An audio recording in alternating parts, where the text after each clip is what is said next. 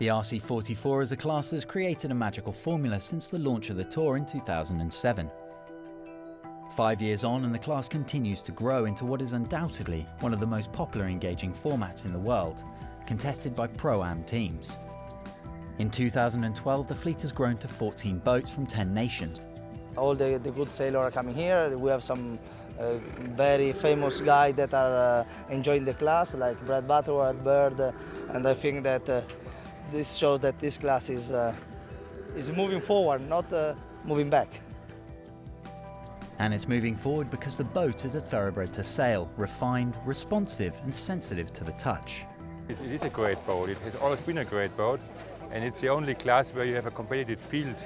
So I think if you want to sail big boats, that's the only class to sail at the moment, and it's a great boat, sure. It's one of the most successful classes in existence right now, so it's fun to be a part of it. The defining spirit of the Tour is the bringing together of superpowers from the worlds of sailing and global business. It enables amateur sailors to race alongside the biggest names in the sport, in machines that are designed and tuned to perform. For those associated with the class, there is a great sense of pride. The Tour is an environment that nurtures talent, where tomorrow's heroes of the sailing world cut their teeth alongside the heroes of today.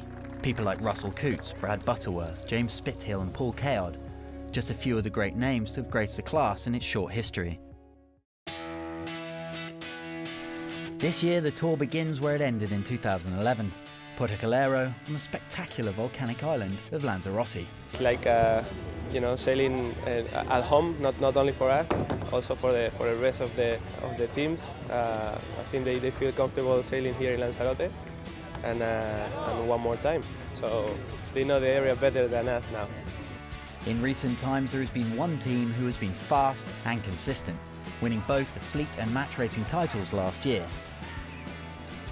Team Aqua is Chris Bake's racing team, and the charismatic oilman and skipper has assembled a loyal crew that has grown into a formidable force. Ah, damn it!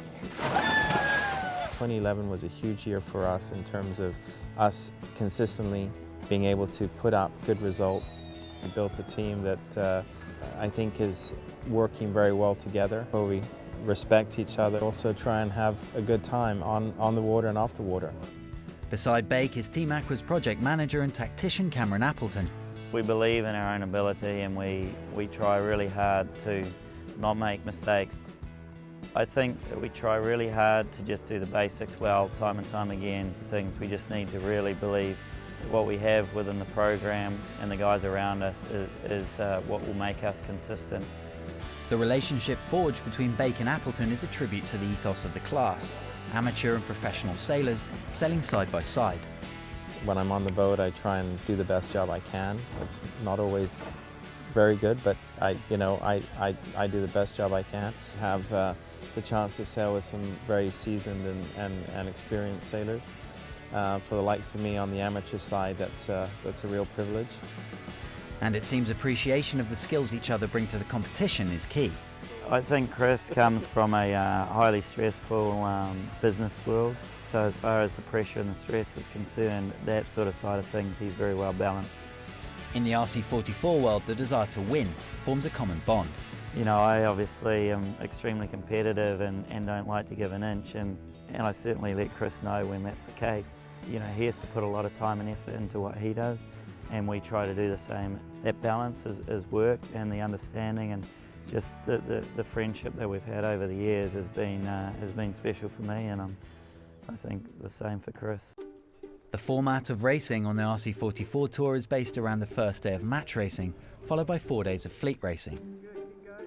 And after many hard-fought battles on the racecourse, there was a familiar name at the top of the rankings. Everybody got tested. I think every boat had issues, and you know, our guys just did a great job. It was a big part of what they did on board all day long that got us around the racetrack in the shape we did. Day 2 and the start of fleet racing saw some difficult conditions. Gusting up to 30 knots, only one race was run. And it was won by the Dutch team No Way Back. Yeah, well, we like this weather. We have good boat handling. The guys are really onto it and we all love it.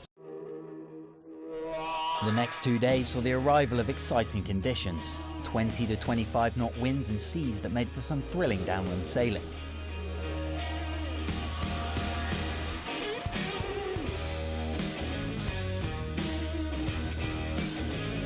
With a few teams shuffling places at the top of the leaderboard, after a few thrills and even a few spills, one team yet again was right in there, heading into the final day. You know, we're absolutely wrapped. We decided after yesterday we made a few mistakes, and I made plenty positioning that today was a day to try and move on the leaderboard. I think we've 5-point lead, so it was a big reshuffle, and we're on the good side of it, so it was a good day. On the final day, and after a great start, it was Austrian team AEZ who led from the start to finish. Their newfound form helped by the presence of their new tactician, German TP52 pro Markus Wieser. In the end, AEZ took line honours in what turned out to be the only race of the day, followed by none other than Team Aqua, doing more than enough to take the overall event win in Lanzarote. I think for the team, it's obviously every win's a great win, and especially again the class gave us a fair run for the money. As you saw the first few days, it's easy to make a mistake, and once you do that, it's game over. So all in all, really very appreciated by all. I think the fact that we were able to pull out another result.